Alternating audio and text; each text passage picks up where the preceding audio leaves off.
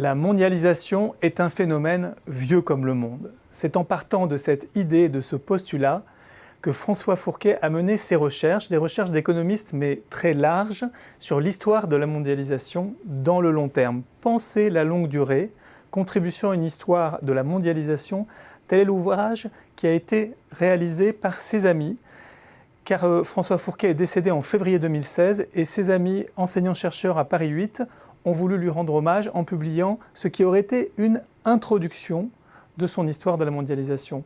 On en parle aujourd'hui avec son ami Alain de Toledo. Bonjour. Bonjour.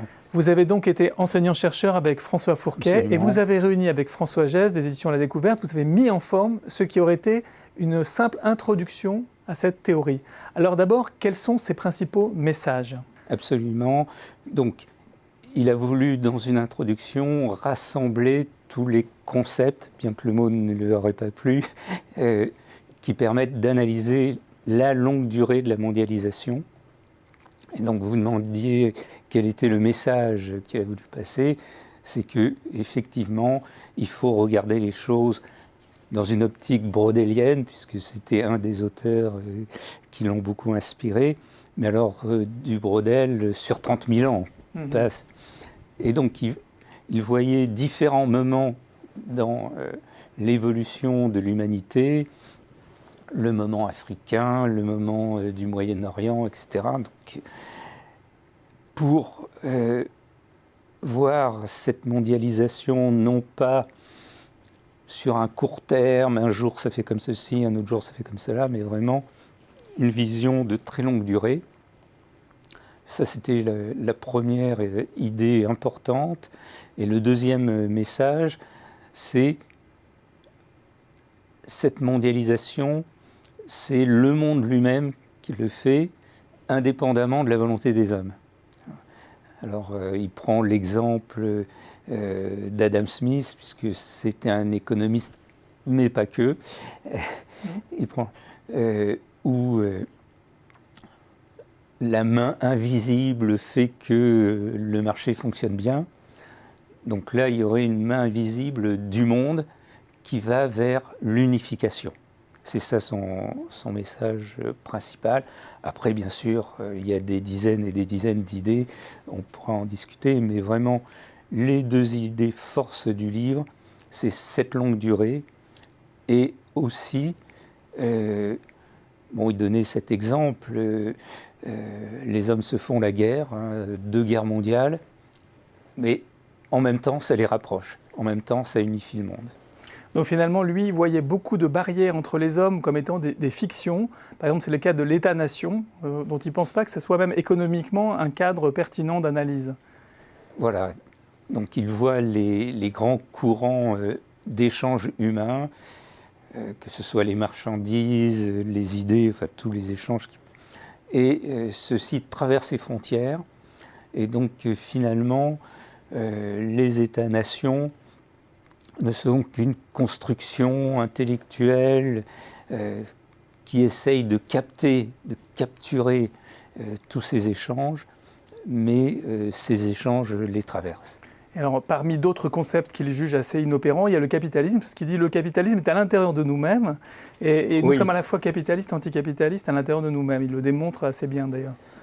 Oui, alors ça c'est une de ses idées forces, mais qui lui a valu, je dirais pas des inimitiés, mais en tout cas beaucoup de discussions avec ses collègues, parce qu'il se situe quand même, disons, dans un sens large, dans un courant de l'après-mai 68, donc dans ses idées. Et donc, il discute avec ses amis qui sont plutôt anticapitalistes pour leur dire mais enfin c'est quand même plus compliqué et notamment alors on a tenu à ce que dans le livre il y ait ce débat avec Robert Boyer qui fait partie donc de l'école de la régulation, avec qui à la fois il se sentait très proche et à la fois donc il discutait beaucoup.